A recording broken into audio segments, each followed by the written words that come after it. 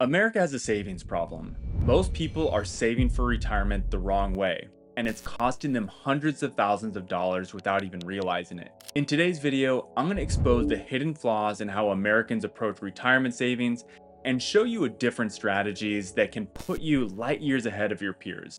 Whether you're behind on savings, feel stuck with a modest income, or simply want to retire with more confidence and freedom, this video is for you. As a financial planner, I use these strategies myself. This isn't another generic save more, spend less video. After working with hundreds of retirees and professionals, from modest earners to very high income clients, I've uncovered 5 interconnected strategies that work for my millionaire clients and can completely transform the way you build wealth for retirement. These aren't quick fixes, they're proven frameworks rooted in compounding, automation, tax smart planning, and behavioral finance. And the best part? They work, even if you're starting later than you'd like. So if you're serious about retiring on your terms, not the government's, not your employer's, but yours, you're in the right place. And if you're someone who wants to retire early or build a life where work becomes optional, make sure to subscribe to the channel and like this video. I share strategies every week to help you take control of your time, your money, and your future. So let's get into it. Before we start, we need to add some context here for how much Americans are saving. Let's start with some eye-opening facts and take a look at the 2022 Federal Reserve Survey of Consumer Finances, where it shows the median and average amount that Americans have saved for retirement. Let's just look at the pre-retirees ages 55 through 64. The average saved for retirement is $537,000.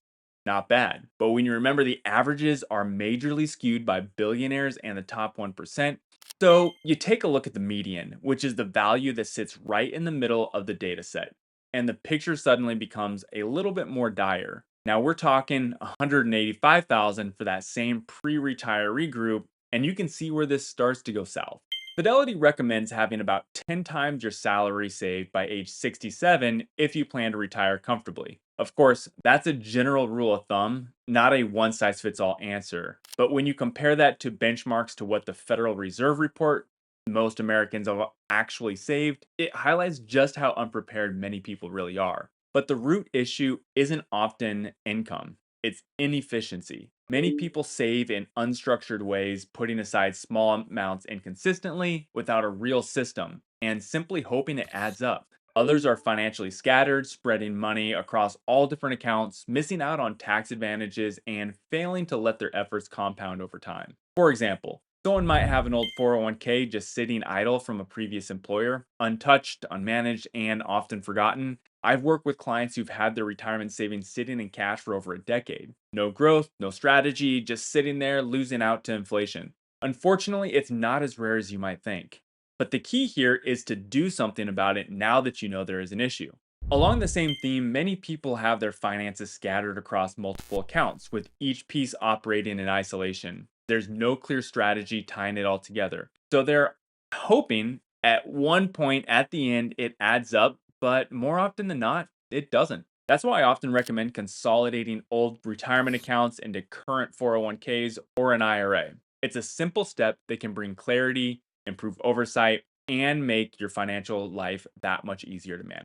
Understanding and applying a strategic system, not just saving more, but saving smarter, is the key to changing your financial trajectory.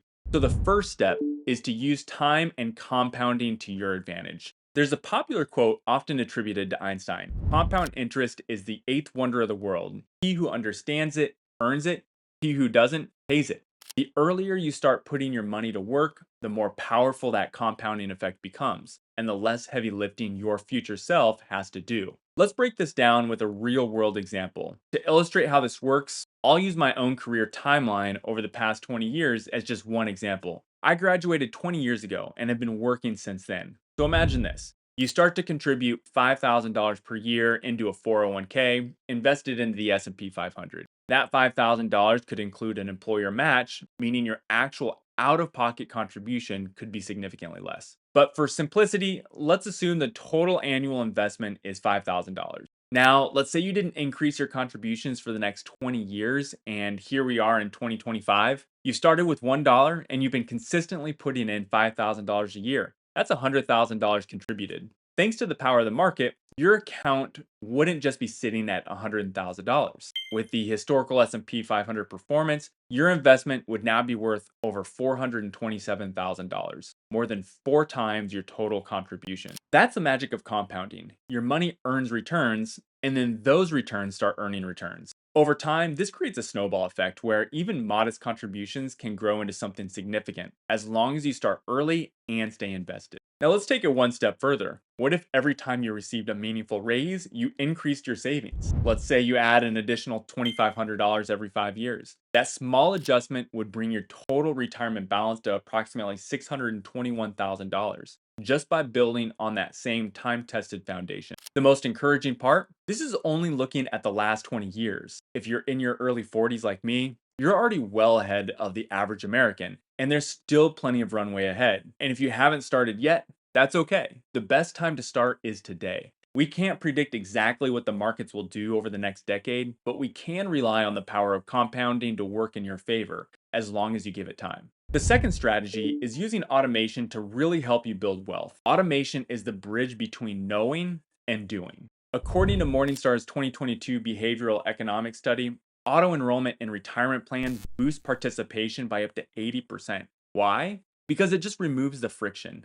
People fail to save not because they lack all discipline, but because life gets in the way. You're working all day, taking kids to soccer practice, making dinner, you're tired.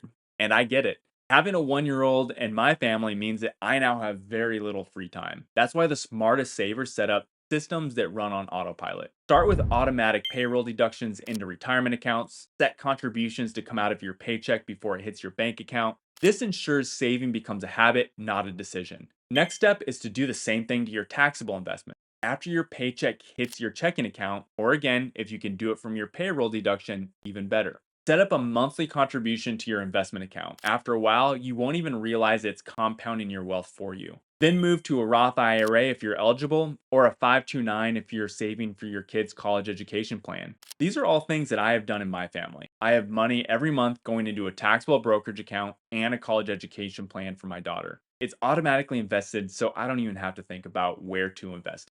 People who automate savings report feeling more in control of their finances. One other benefit of automating your savings each month is that if the market is down, you're using the opportunity to buy more shares in the stock market. The third strategy of getting ahead is understanding your financial order of operations. In other words, once you get paid, what should you do with your money and in what order? And here's a high-level framework to guide your decisions. Start with your 401k employer match. This is essentially free money, so don't leave that on the table. It can often be 3, 4, 5%. Next, tackle high interest rate debt. Credit card balances and other expensive loans should be a priority as they can quickly erode your financial progress. Here is a good example of someone paying compound interest, as banks typically charge over 25% to use their credit cards. Then, build your emergency fund. Aim for 3 to 6 months worth of living expenses to create a cushion for the unexpected. 3 months if you're in a dual income household, 6 months if you're a single income household. Put anything over 2 months in cash in a high yield savings account. Next, utilize a work health savings account if you're eligible and it makes sense given your health needs. The HSA is the only triple tax free account out there. Then, max out a Roth IRA if you're eligible. Roth IRAs grow tax-free and offer long-term flexibility in retirement planning. After that, it depends on your goals. If you're saving for a major purchase like a vacation home, a new car, or want more flexibility, start contributing to a taxable brokerage account. I like to call these flex accounts. They're versatile and can be used for anything, including retirement, or go back to maxing out your retirement accounts. In fact, I often recommend that clients have both retirement accounts and taxable accounts by the time they retire. It gives them more control over how they withdraw income and manage taxes in retirement. If you want to do a larger and more in-depth order of operations video, let me know and I'll put that on the list of videos to make for the future. There is so much nuance that this is something I think deserves its own video, but you can let me know what you think. So let's talk about the fourth strategy, having a plan for income increases to beat lifestyle creep. Every time your income rises, whether it's a raise, bonus, or a promotion, it's tempting to immediately upgrade your lifestyle. A nicer car, a better apartment, more dinners out, And while there's nothing wrong with enjoying your success, if every dollar of increased income goes towards your spending, your future gets none of the benefit. No one knows the struggle more than me as my income has increased over the years. You know how long I lived in a 330 square foot apartment in New York City? The answer is way too long. And to share some perspective in that, I got married in February of 2020 and we shared that apartment together in our few months of marriage life. So, yes, I went through COVID in a tiny New York City apartment. I wanted out of there as fast as possible. So, this is a great time to utilize what I call the minimum 50/50 rule. Anytime there's meaningful increase in income, whether from a promotion, bonus, or a new client, I commit to saving at least 50% of that bump before making any lifestyle upgrades. Pay your future self first, then enjoy the rest guilt free. If you can shift to a 70/30 split, that's even better. Fortunately for me, as my business has grown and I brought on more clients, I now live in a much nicer and larger home. But I've also made sure I have outpaced my savings over my spending. Let's say you get a $10,000 raise. Instead of letting lifestyle creep absorb the entire amount, you decide to follow the 50/50 rule. You set aside $5,000 for your Roth IRA or a brokerage account, and then allow yourself to enjoy the other 5,000, maybe on better vacations, home upgrades, or something meaningful that brings value to your current life. Not only are you enjoying the life benefits of your raise, but you're also building wealth every time your income increases. That's the kind of balance that compounds over time. And remember, inflation is already going to eat up a part of your raise, whether you plan for it or not. Just look at how food prices have climbed over the past 5 years. What feels like a big bump in income on paper doesn't go as far in real life. So being extra intentional about where that money goes matters more than ever. Guardrails like these don't restrict your lifestyle. They preserve your options. You're not saying no to living well today. You're saying yes to freedom tomorrow. And a little bit of both if you really think about it. Think about it as buying back your time and building in future flexibility, not just by deferring all of your gratification. It's a simple mindset shift, but one that can add up to hundreds of thousands of dollars over a career, all without sacrificing that much life as you want right now. This leads to the fifth strategy, which is implementing your blueprint. Knowing the strategy is great, but execution is everything. This is where having a clear, repeatable blueprint makes all the difference. The first step is to calculate your retirement number. Use a tool like Fidelity's retirement score or Schwab's retirement calculator to get a rough estimate of how much you'll need based on your lifestyle goals. Don't worry about making it perfect. Just start with a number because clarity often creates momentum. Once you have your target, it's time to automate your progress. Set up recurring contributions, and if your plan allows, enable automatic escalations so your savings increases with your income. But the real secret, review your plan annually. People who revisit their financial plans at least once a year are significantly more likely to hit their savings goal. And it makes sense because plans are not static. They're living, breathing frameworks that need to evolve as your life does.